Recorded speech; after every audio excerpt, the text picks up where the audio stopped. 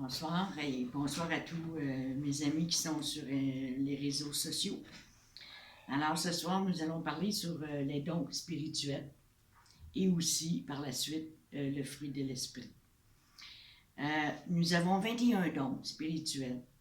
Je vais vous les nommer et c'est ceux-là que je vais traiter dans l'enseignement sur les dons.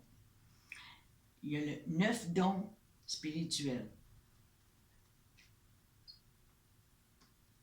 Ce sont les dons de révélation, je vous les nomme, parole de sagesse, parole de connaissance, discernement des esprits, les dons de puissance, la foi, dons de guérison, puis opération des miracles. Le don des langues, qui sont des dons d'inspiration, l'interprétation des langues et le don de prophétie. Nous avons aussi 7 dons opérationnels, qui est le proclamateur, serviteur, exhortateur, donateur, administrateur, enseignant et miséricordieux. Et nous avons 5 dons ministériels, ces dons sont appelés de Dieu, appointés de Dieu, donc ils ne sont pas donnés à tous. C'est apôtres, prophètes, évangélistes, pasteurs et docteurs. Ce sont les 21 dons que nous allons voir dans cette étude. Ce soir, je voulais vous parler directement de chaque don. Mais ça va aller la semaine prochaine parce que le Saint-Esprit me met à cœur de vous parler de l'Esprit de Dieu en nous. Parce qu'il y a beaucoup de choses qui sont véhiculées maintenant dans les églises et même que je dois mentionner. Nous avons le don du parler en langue. Et ce don est un don parmi tant d'autres. Le Saint-Esprit se manifeste de différentes manières. Et c'est pas juste le fait qu'on parle en langue. Ah ben là, j'ai l'assurance que j'ai le Saint-Esprit. Et c'est là l'erreur que beaucoup font. Dieu se manifeste. Vous voyez, j'ai nommé les 21 dons. Puis c'est ceux qui sont dans la Bible. Alors, il se manifeste, le Saint-Esprit se manifeste de différentes façons, de différentes manières, dans chacun de nous. Et c'est cela que je veux vous expliquer. Si, admettons, vous croyez que le fait de parler en langue vous assure que vous avez reçu le Saint-Esprit. Cela veut dire que ceux qui ne parlent pas en langue n'ont pas reçu le Saint-Esprit. Voyez-vous l'erreur, là? L'erreur, c'est que Dieu, quand il donne son Saint-Esprit, il le donne à toute personne qui le demande. Dans Luc 11, 13, allez vérifier, nous allons en parler tantôt, c'est dit qu'il ne refuse à aucun de ses enfants le Saint-Esprit quand il lui demande. Alors, je veux prendre ce temps avec vous ce soir pour que vous puissiez le demander. Une simple demande. C'est pas plus compliqué que ça. Dieu nous amène à la simplicité. Puis quand nous le demandons, c'est parce que c'est le Saint-Esprit dans notre cœur qui nous dit « Oui, je veux recevoir le Saint-Esprit. » Fait que je fais cette prière avec vous.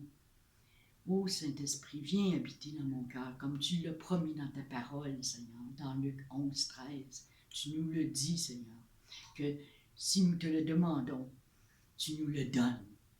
Et je le reçois maintenant, dans le nom de Jésus-Christ de Nazareth. Amen. Voyez-vous, c'est aussi simple que ça. Et le fait de croire que parce que vous parlez en langue, vous avez reçu le Saint-Esprit, il faut inverser cela.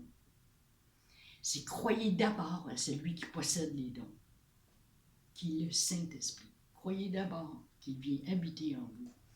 Et c'est lui qui manifeste à travers vous ses dons. Les dons de Dieu ne nous appartiennent pas. Ils appartiennent au Saint-Esprit, qui lui les manifeste, il les donne à qui il veut. Si vous saisissez ça dans votre cœur, si dans votre esprit, eh bien, vous aurez cette assurance que vous avez reçue, parce que la parole de Dieu, c'est celle-là qui est véritable et vraie. Et s'il vous dit qu'il vous le donne, il vous le donne. Vous l'avez reçu, c'est que vous attendez de voir la manifestation. Attendez pas la manifestation. Croyez en celui qui donne. C'est lui le pourvoyeur. Ne vous laissez pas tromper par l'ennemi. Ne vous faites pas voler vos dons par l'ennemi, parce qu'il veut vous empêcher. Oui, vous pouvez tous parler en langue. Oui, j'aimerais ça que tout le monde parlerait en langue, comme le dit l'apôtre Paul. Mais c'est pas tous qui parlent en langue, parce que chaque don est donné à chacun différemment. Et c'est ça que je vais vous démontrer dans cette étude, que je vais vous prouver même par la parole de Dieu, que Dieu se manifeste de différentes façons dans nos vies.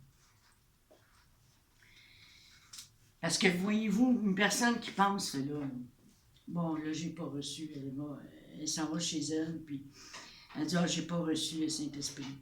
Non, je l'ai pas. Donc, puis dans la parole, il dit, celui qui n'a pas l'Esprit de Christ ne lui appartient pas. Alors là, la personne a dit, si j'ai pas l'Esprit de Christ, je lui appartiens pas. Voyez-vous, là, les dommages que ça fait, là. Fait que là, la personne, elle pense que Dieu ne m'a pas choisi. Ça va jusque-là. Et il y en a même qui ont l'audace de dire que vous n'êtes pas élu si vous ne parlez pas en langue. Ça va loin. Et ce que Dieu nous dit dans sa parole, c'est ceux qui ont cru, tous ceux qui ont cru en Jésus-Christ sont sauvés. Ne vous laissez pas avoir par l'ennemi. Oui, l'ennemi est venu dans l'Église. Il est venu nous donner. Pourquoi? Parce qu'il veut nous faire taire. Il veut pas. Il veut pas qu'on exerce les dons. Parce qu'il sait qu'il est fait si on les exerce. Et quand on exerce les dons, je vous le dis, nous les voyons, ces gens-là. Moi, je suis allée dans une église où il y avait un parler en langue, c'était pas la langue de Dieu. Hein? On les voit, et le Seigneur nous le montre. Parce que quand on est inspiré par l'Esprit, on n'arrive pas à commencer à parler en langue comme ça, sur commande. Ça se fait pas sur commande, ça se fait par l'inspiration du Saint-Esprit, autant la prophétie. Alors, arrêtez de marcher par vos propres voies. Arrêtez comment je pourrais bien expliquer? La personne a dit, OK, moi je parle pas en langue, donc je peux pas aller à cette église-là parce que là, ils vont me juger, ils vont me dire, je suis pas sauvé, puis tout. Fait que là, qu'est-ce que vous allez faire? Vous allez chercher à imiter le don. Vous allez y aller par vous-même. Là, vous allez sortir des da-da-da, ce. C'est pas ça, le parler en langue. Le parler en langue, là, c'est une langue connue. Quand il y a eu la Pentecôte, les gens parlaient en langue. Les gens qui étaient là, c'était des gens de différentes ethnies. Ils parlaient différentes langues. Et quand les gens qui étaient dans la chambre haute se sont mis en parlant en langue, ils ont parlé des langues étrangères, mais des langues connues. Il dit, comment ça se fait que nous les retrouvons quand on comprend ce qu'ils disent, qu'ils parlent notre langue, puis pourtant ce sont des Juifs, puis ils connaissent même pas notre langue. Ils pouvaient aussi bien parler arabe, chinois ou... voyez-vous, là, il y a des erreurs qui sont dites, qui sont véhiculées, et des fausses doctrines pour vous empêcher, justement, d'entrer dans le plan de Dieu. Et de vous faire croire que vous n'êtes pas sauvés parce que vous ne parlez pas en langue. Puis c'est pas les dons qui sauvent. Voyez-vous? Je vous parle comme ça parce que ça me touche. Ça me fait mal. Ça me fait mal dans mon cœur de voir des gens qui sont mis à terre à cause de ça. Puis c'est une fausse croyance. Dieu ne nous a pas dit attendez d'avoir la manifestation des dons pour croire. Non, croyez. Et la minute que vous croyez, vous le recevez. Hein? Je vais tout vous donner les versets appropriés là-dessus. Ne vous laissez pas voler, je le répète, ne vous laissez pas voler par l'ennemi. Et là, la personne, elle limite le don, parce qu'elle veut se faire accepter dans l'Église. Voyez-vous jusqu'à où ça peut aller? Méfiez-vous. soyez inspirés. Je ne suis pas contre le parler en langue, parce que il fait partie de tous les dons. Mais il y a un ordre, c'est là-dessus que l'apôtre Paul a parlé dans l'église de Corinthe. Parce que là, tout le monde se mettait à parler en langue, puis personne ne comprenait, puis il n'y avait pas d'interprète. Alors, si vous avez le don des langues, priez pour recevoir le don d'interprétation.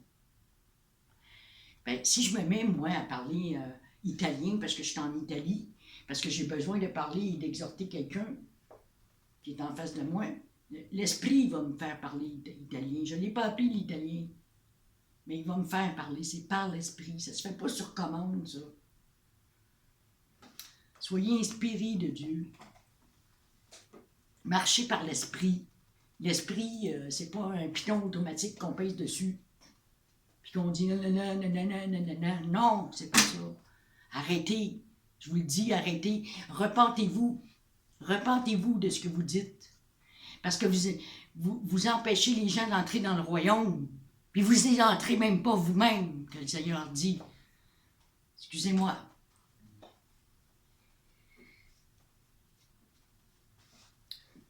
Seigneur, je te demande, Seigneur, d'ouvrir les yeux de chaque personne qui véhicule cette hérésie, Seigneur, et qu'ils puissent saisir dans leur cœur et dans leur esprit que celui qui a possède les dons, c'est lui qui décide. C'est lui. C'est lui le maître. Amen. Donc, nous avons vu les 9 dons spirituels, les 5 dons ministériels et les 7 dons opérationnels. Et nous allons voir par la suite, à la fin du cours, le fruit de l'esprit, parce que c'est bien beau de voir tous les dons, mais il faut que les fruits. Parce que le Seigneur dit, vous les reconnaîtrez à leurs fruits. Et le fruit, c'est ça. Le fruit des dons que nous allons manifester.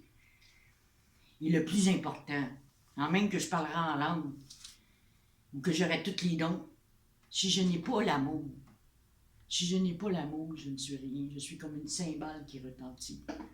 Je parle dans le vide. Voyez-vous? Dieu veut répandre son Saint-Esprit sur toute chair. Dans Actes 2, 17, 18. Nous allons aller voir ça.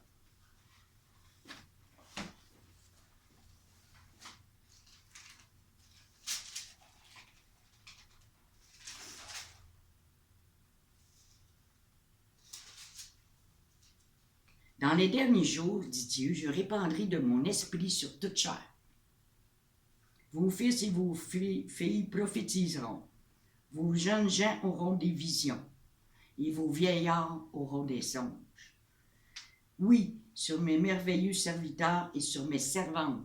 Alors, c'est pas juste sur les hommes. Dans ces jours-là, je répandrai de mon esprit et ils prophétiseront. Et voilà. Nous avons besoin d'expérimenter une nouvelle Pentecôte. Nous avons tous besoin d'une expérience renouvelée avec Dieu et que le Saint-Esprit puisse manifester sa puissance dans nos vies et dans nos églises. Le but de ce cours, c'est que vous ayez une connaissance éclairée par le Saint-Esprit sur ses dons qu'il utilise à travers nous. Ces vaisseaux pour l'édification et l'unité commune du corps de Christ et pour glorifier Dieu. Découvrons ensemble ce que Dieu a préparé d'avance pour nous dans notre cheminement chrétien et comment on peut l'appliquer dans la vie de tous les jours. Les dons spirituels ne sont rien d'autre que la manifestation du Saint-Esprit. Nous allons aller dans 1 Corinthiens 12. Versets 3 à 11.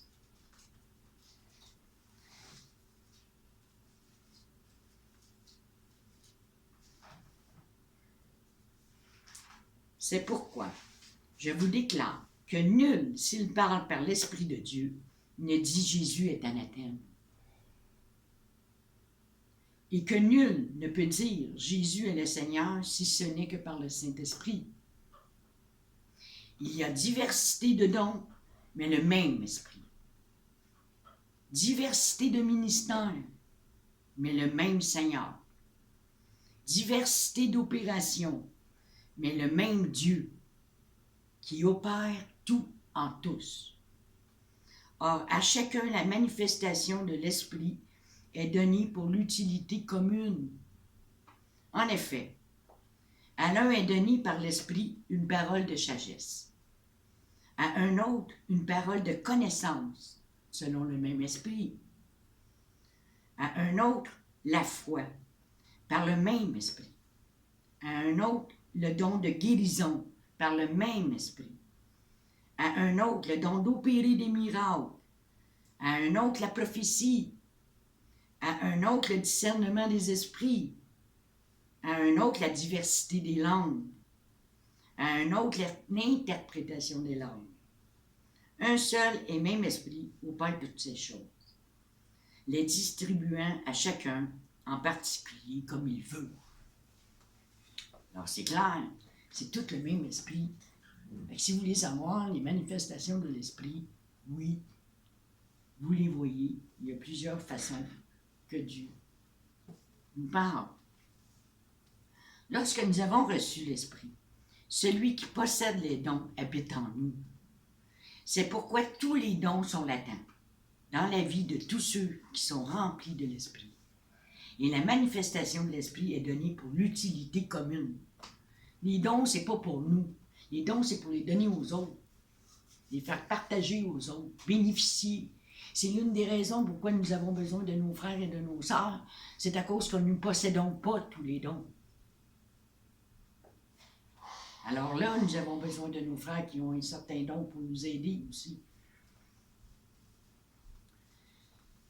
Dans Matthieu 25, de 14 à 30, que nous allons voir. Nous allons voir la parabole des talents.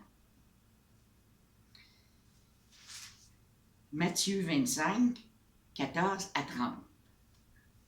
Il en sera de même, comme d'un homme qui, partant pour un voyage, appela ses serviteurs et leur remit ses biens. Il donna 5 talents à l'un, l'autre, 2 à l'autre, et un troisième à chacun selon sa capacité, et il partit.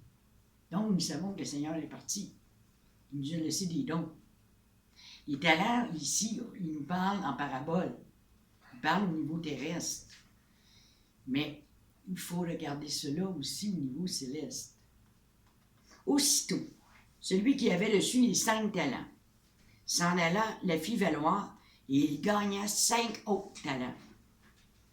De même, celui qui avait reçu les 2 talents en gagna 2 autres. Et celui qui n'en avait reçu qu'un alla faire un creux dans la terre et cacha l'argent de son maître. Longtemps après, le maître de ses serviteurs revint et leur fit rendre compte. Celui qui avait reçu les 5 talents s'approcha en apportant 5 autres talents. Et il dit, « Seigneur, tu m'as remis 5 talents, voici j'en ai 5 autres. » Et son maître lui dit, « C'est bien, bon et fidèle serviteur. Tu as été fidèle en peu de choses. Je te confierai beaucoup, entre dans la joie de ton maître. » Et c'est sûr que c'est ça qu'on veut que le Seigneur nous dise. Celui qui avait reçu les 2 talents s'approcha aussi et il dit au Seigneur, « Tu m'as remis 2 talents. Voici, j'en ai gagné 2 autres. » Son maître lui dit, « C'est bien, bon et fidèle serviteur. Tu as été fidèle en peu de choses. Je te confierai beaucoup. Entre dans la joie de ton maître. » Celui qui n'avait reçu qu'un talent s'approcha ensuite et il dit, « Seigneur, je savais que tu es un homme dur, qui moissonne où tu n'as pas semé, et qui amasse où tu n'as pas vanné. J'ai eu peur, et je suis allé cacher ton talent dans la terre.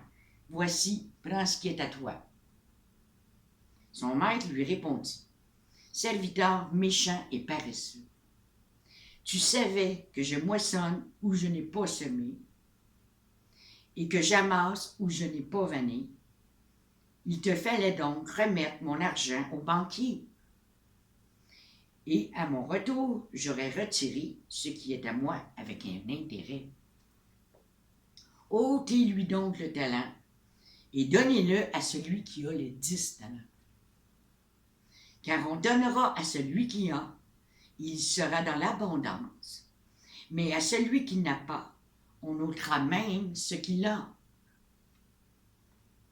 Et le serviteur inutile, jetez-le dans les ténèbres du dehors, où il y aura des pleurs et des grincements dedans. Alors, c'est quoi ça veut dire, ça? Ça veut dire que si vous ne faites pas fructifier les dons que Dieu vous a donnés dans votre cœur, si vous ne les manifestez pas, vous êtes un serviteur inutile.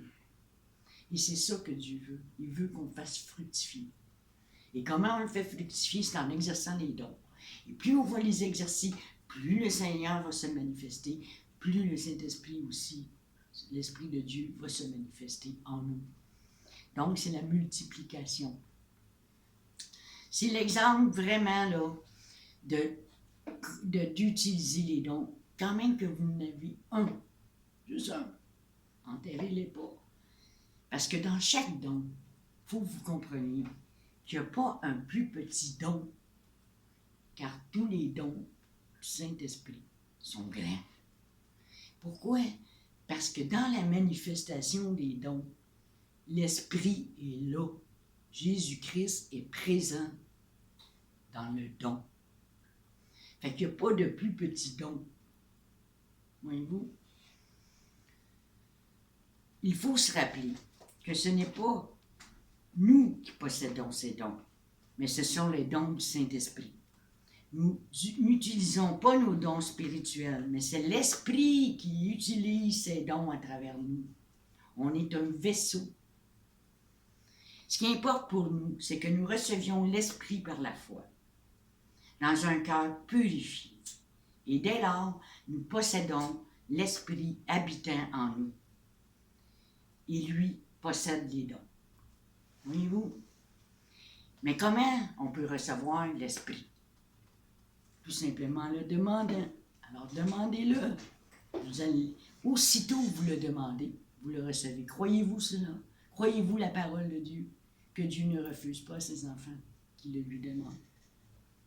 Dans Luc 11, 13. Allons voir Luc 11, 13.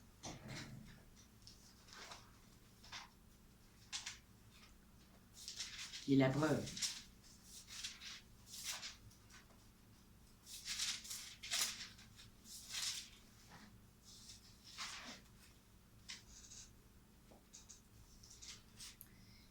Je le lis.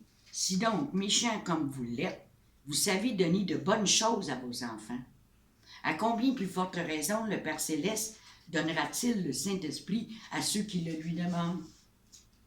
Si vous croyez cette parole, vous l'avez reçue. Il y en a qui l'ont reçu, le Saint-Esprit, puis qui pensent qu'ils ne l'ont pas. Pourquoi? Parce qu'ils attendent la manifestation des dons. Quand vous avez reçu le Saint-Esprit, il vous a donné des dons. Et c'est ça l'étude. L'étude que je vais donner, c'est que vous allez vous retrouver à travers certains dons. Et demandez au Saint-Esprit qu'il vous le montre aussi.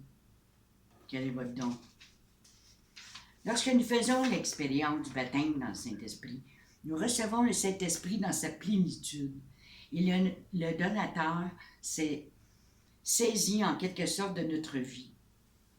À partir de ce moment, nous pouvons être sûrs que les dons de cet esprit commenceront à se manifester dans nos vies. Et là, nous avons une compréhension exacte de ce que sont les dons du Saint-Esprit. L'expérience du jour de la Pentecôte est la clé qui nous permet, aux 9 dons du Saint-Esprit, de commencer à œuvrer dans nos vies, ce qu'on appelle les dons opérationnels, les dons de miséricorde. Nous ne pouvons avoir les dons, sans avoir le donateur dans sa plénitude et sa puissance. On ne peut pas manifester les dons du Saint-Esprit si on n'a pas le Saint-Esprit en nous. Sinon, on va chercher à imiter. Voyez-vous? C'est pourquoi vous devez chercher le Seigneur et recevoir votre expérience personnelle de la Pentecôte. C'est par l'expérience du baptême dans le Saint-Esprit que nous recevons la puissance pour être des témoins et pour gagner d'autres à Christ. Soyez remplis du Saint-Esprit. Et dans Acte 2, 17-18, il dit, « Dans les derniers jours, dit Dieu, je répandrai mon esprit sur toute chair. Vos fils et vos filles prophétiseront. Vos jeunes gens auront des visions, et vos vieillards auront des songes. Oui, mais sur mes serviteurs et sur mes servantes, dans ces jours-là, je répandrai mon esprit, et ils prophétiseront. » Dieu a envoyé le Saint-Esprit. Notre rôle maintenant est de le recevoir par la foi. La première chose qu'il nous faut savoir, c'est que l'Esprit est venu.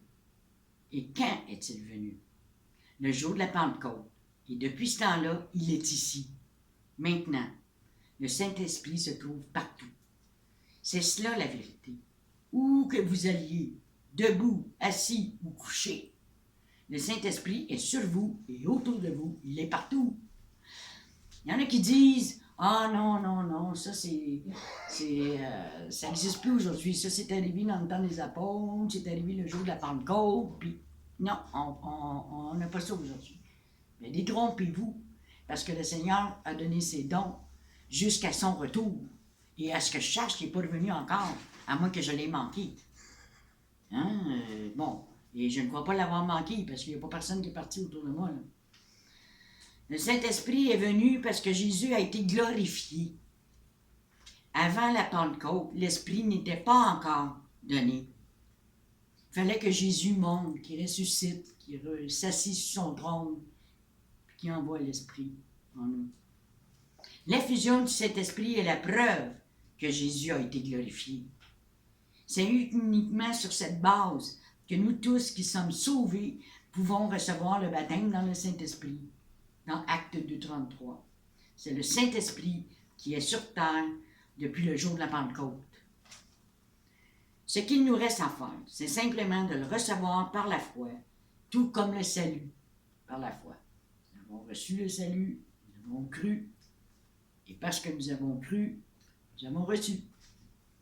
La seconde chose que nous devons savoir, c'est que nous sommes dignes de le recevoir par la puissance du sang de Jésus-Christ. Dieu ne nous donne pas l'Esprit à cause de nos mérites ou comme récompense d'une bonne vie chrétienne, pas du tout. Sinon, nous n'en aurions pas besoin.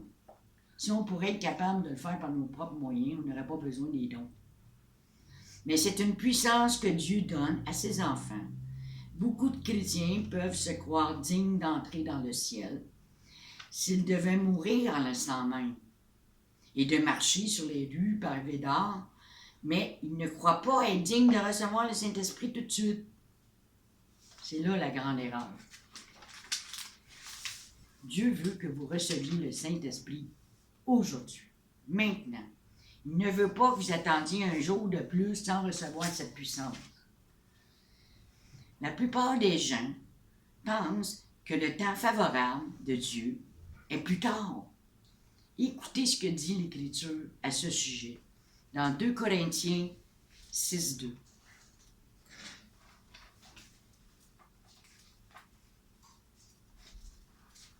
« 2 Corinthiens 6, 2.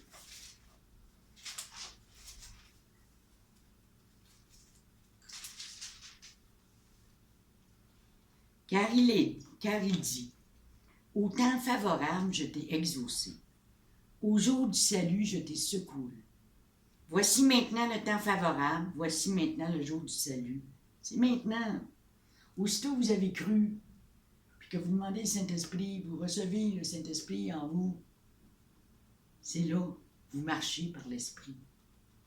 Laissez-vous guider. Et dans Isaïe 49, 8 aussi, pour ceux qui veulent faire une étude plus approfondie. Si vous voulez recevoir le baptême dans le Saint-Esprit, il faut qu'un instant arrive où vous croirez que c'est maintenant que cela se produit par la foi. L'endroit où Dieu veut vous rencontrer, c'est exactement là où vous êtes maintenant. L'Esprit de Dieu est avec vous, là où vous êtes.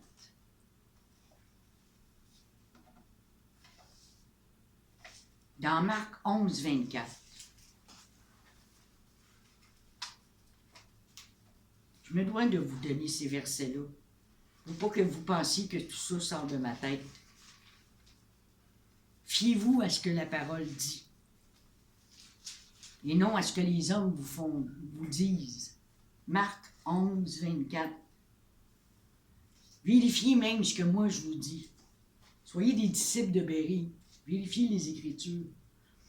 Marc 11, 24.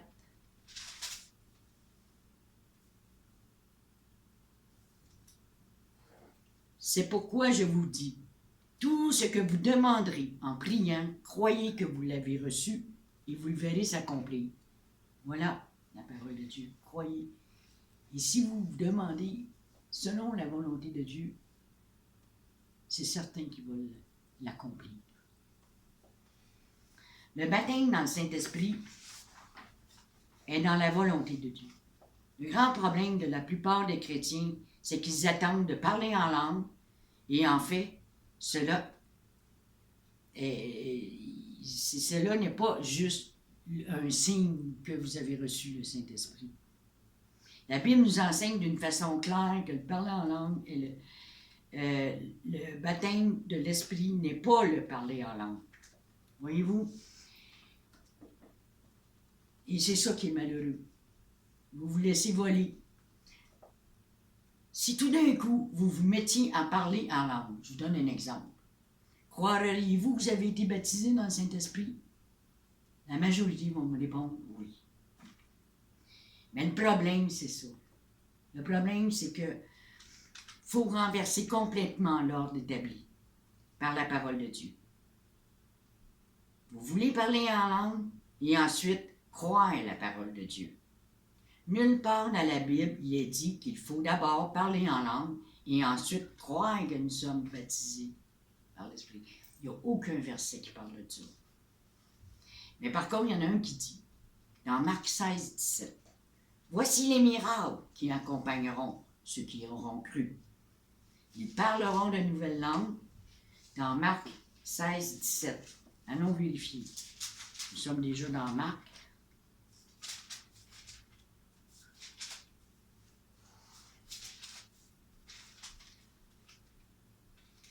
Oups, j'ai une erreur. Marc, je pense que c'est 6, 17. Marc. Peux-tu le lire, Denis? Ouais. Voici les miracles qui accompagneront ceux qui auront cru. En mon nom, ils chasseront les démons, ils parleront de nouvelles langues, ils saisiront des serpents. S'ils boivent quelques breuvages mortels, il ne leur fera point de mal. Ils imposeront les mains aux malades et les malades seront guéris. Et voilà. Fait qu'il y a plusieurs manifestations. Alors, n'attendez pas la manifestation des dons pour croire. Mais croyez en celui qui possède les dons, le Saint-Esprit. Lorsque vous recevez la puissance de l'Esprit, que vous vous abandonnez à lui, d'une façon ou d'une autre, des mots étranges viendront dans vos pensées et votre bouche. C'est l'Esprit qui vous donne ce que vous avez à dire si vous recevez le don des langues. Et dans la Bible, nous dit, celui qui parle en langue ne parle pas aux hommes, mais à Dieu, car personne ne le comprend. C'est un esprit qui dit des mystères. OK. 1 Corinthiens 14, 2 à 4. C'est là qu'on retrouve ce verset-là. Lorsque vous avez reçu le baptême du Saint-Esprit, il habite en vous. Vous n'êtes pas seulement né de l'Esprit, mais aussi rempli de l'Esprit. Alors, s'ouvre devant vous une porte extraordinaire vers une vie chrétienne plus riche, dans laquelle les dons du Saint-Esprit peuvent commencer à œuvrer. Voyez-vous l'importance du Saint-Esprit? Et quand vous êtes rempli du Saint-Esprit, le diable ne peut pas rentrer. C'est impossible, je vous le dis. C'est impossible. Parce que celui qui est en nous est plus grand que celui qui est dehors. Alors, faites confiance à Jésus. Puis c'est Jésus qui baptise du Saint-Esprit. C'est pas un humain. Vous le recevez de lui directement. Alors je prie pour que vous soyez tous remplis du Saint-Esprit et que vous manifestiez les dons. Parce qu'en les manifestant, vous allez écraser l'ennemi et sur tous les pas que vous allez faire. Quand vous allez sortir dehors, vous allez être vainqueur en partant. Parce que celui qui est en vous est plus grand que celui qui est dehors. Soyez tous bénis, mes amis.